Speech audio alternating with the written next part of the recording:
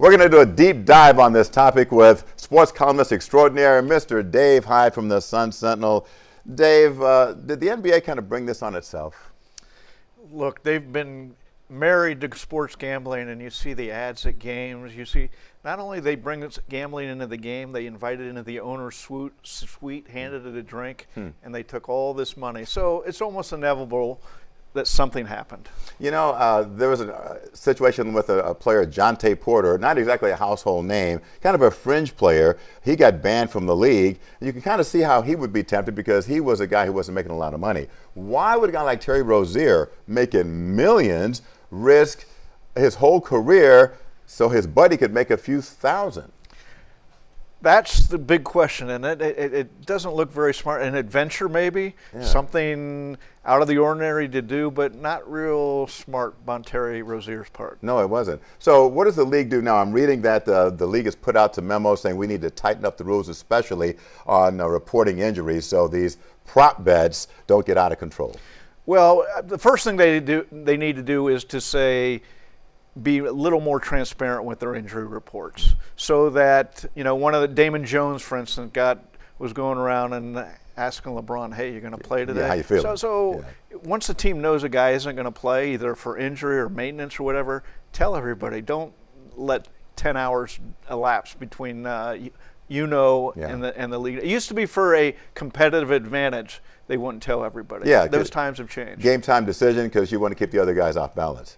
Yeah, those times they can't take all the money from gambling and have these competitive advantages of guys not playing. Yeah. Those days are past. So the Heat now are kind of in a precarious position. Did they get snookered here? Because there's some question about whether or not the Hornets were really honest with them about Rozier's situation. Yeah, and did the league know, too, when the trade was made? There's a lot of questions that if you're Pat Riley and the Heat, you want that first-round draft pick back, don't you? Think they'll get it? I think they will eventually. I think the league will have to say, we knew about the investigation. I can't believe the Charlotte Hornets did not call David Silver and the NBA commissioner and say, we're being investigated. Yeah. And you think they would have passed that on to teams making a trade. Yeah.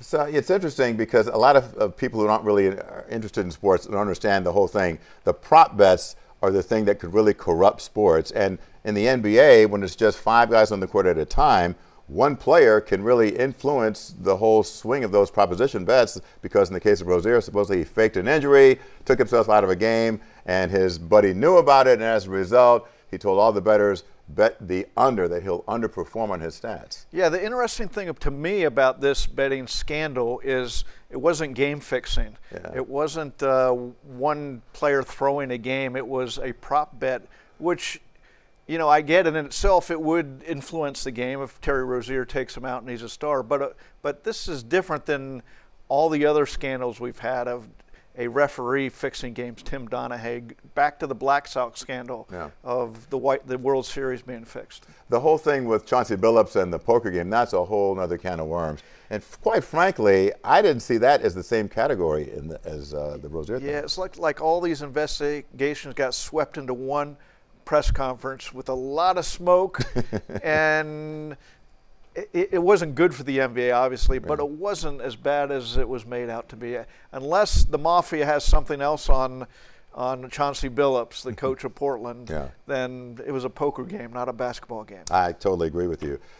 So I guess the real thing that the league has to worry about, and I'm talking about the NBA here, is obviously the credibility of the product. And if fans are looking at a game and they're thinking, man, Bam Adebayo is really struggling tonight. Well, is he hurt? Is he dogging it? Or is the fix in? And if more fans start worrying if the fix is in, then you got a credibility problem. Well, and I think they also have to worry about the week leading up to it, the What do you mean? injury reports. For instance, the Baltimore Ravens got in. They said that Lamar Jackson had a full practice before the last game, last week's game, and he didn't, it turned out.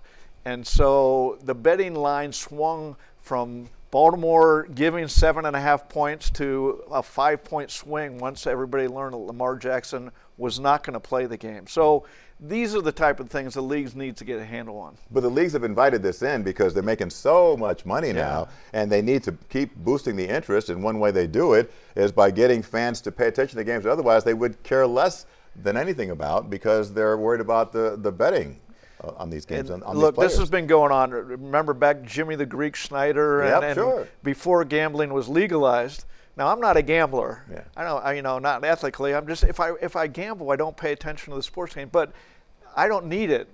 A lot of people need it. It helps ratings. It boosts attendance, and that means more money in the owners' pockets. You're like me, Dave, old school. I just want to watch the game, win or lose. They won, they lost. That's it. Goodbye. Or just old, one or the other. Because I go with my kids, and they got their apps out, and they're betting. Not me. I just want to enjoy the game. Dave, Hyde, thanks a lot, man. Appreciate you stopping by. Good to be here, Jim. All righty.